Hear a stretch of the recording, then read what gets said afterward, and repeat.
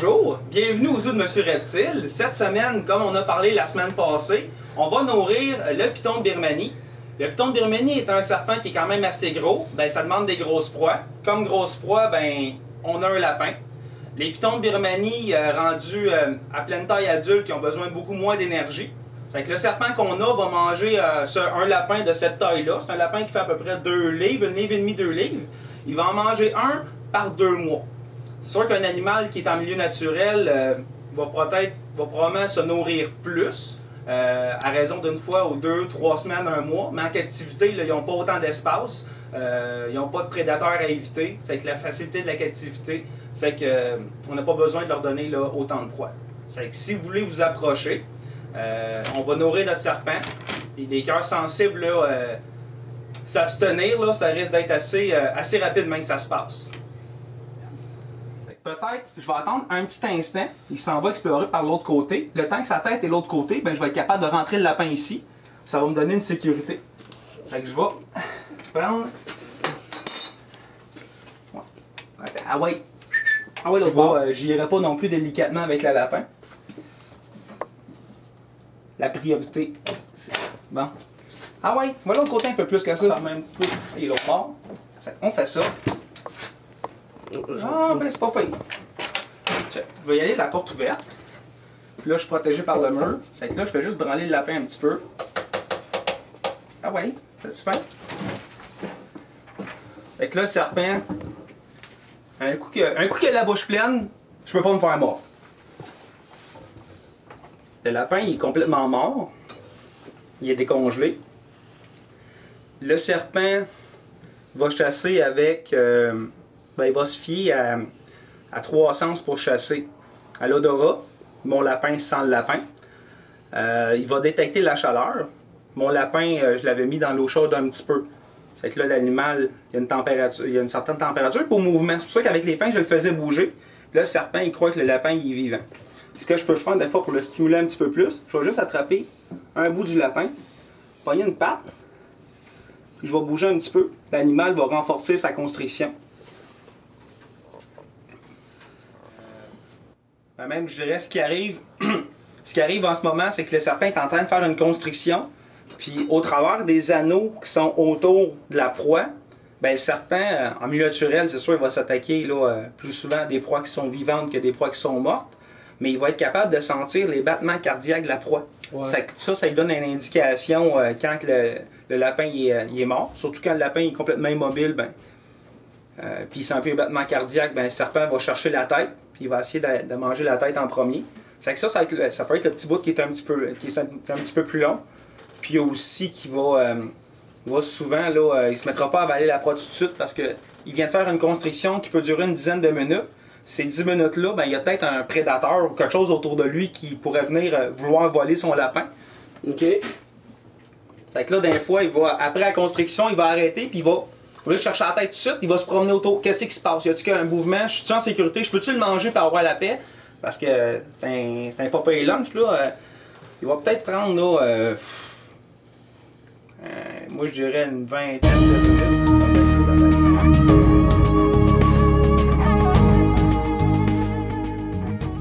C'est que là, le serpent, il va rester à côté vu que la porte est ouverte.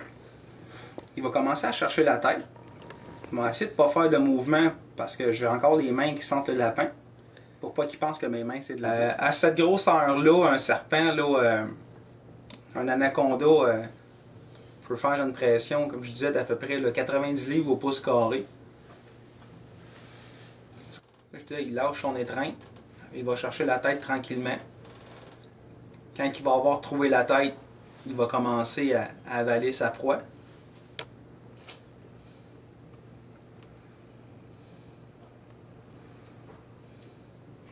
Quand il va sortir sa langue, les particules de poussière vont adhérer à la langue.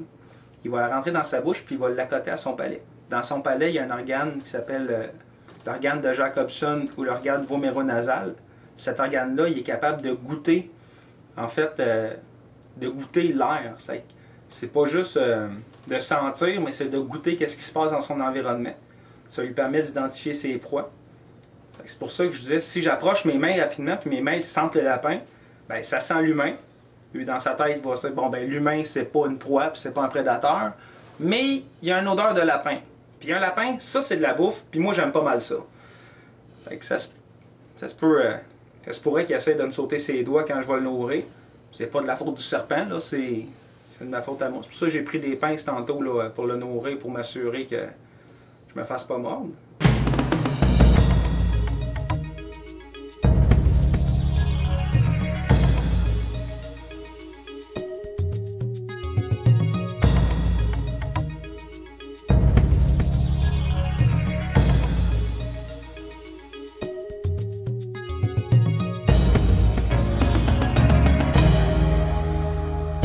Ce gros sang-là, il va manger l'autre de que je vais lui donner, ça va être des lapins, parce que c'est ce qui arrive quand même assez souvent. Mais, je donne aussi des cochons d'Inde.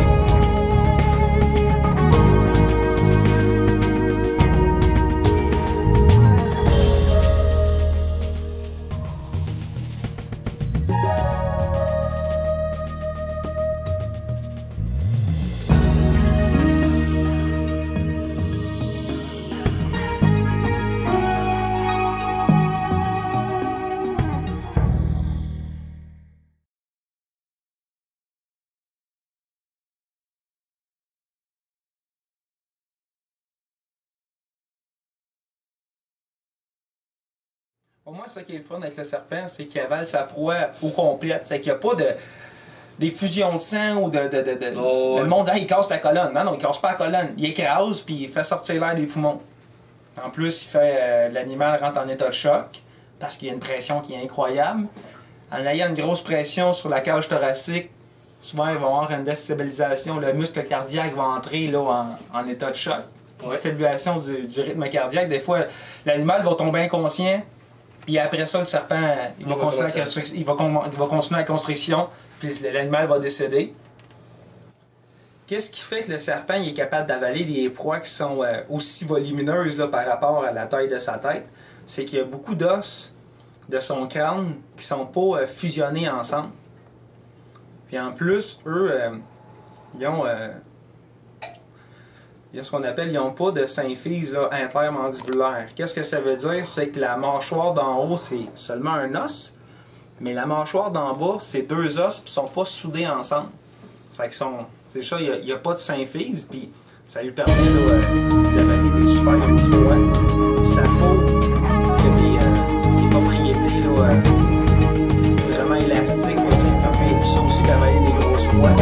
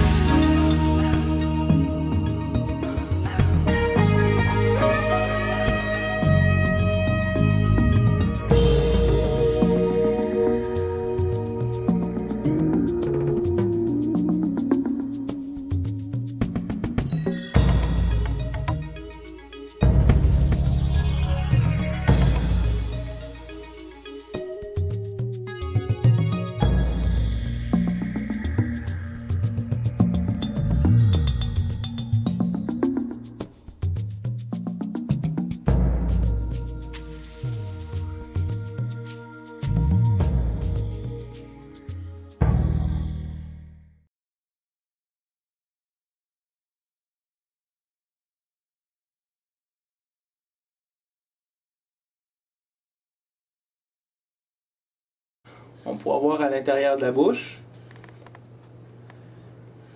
Les serpents qui sont non venimeux, comme les pitons de Birmanie, vont avoir 6 rangées de dents dans leur bouche, avec des petites dents.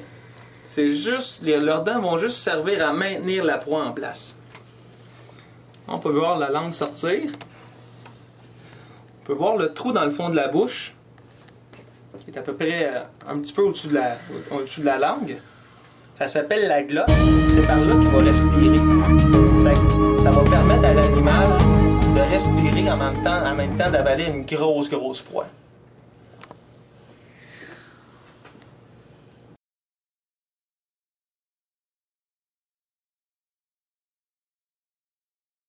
Alors, c'est ce qui conclut notre épisode de cette semaine. On vient de voir le piton de Birmanie là, se nourrir. La semaine prochaine, on va voir une espèce de tortue avec un mode de vie qui est assez particulier. C'est un rendez-vous qui est à ne pas manquer. Sur ça, je vais vous souhaiter une excellente semaine.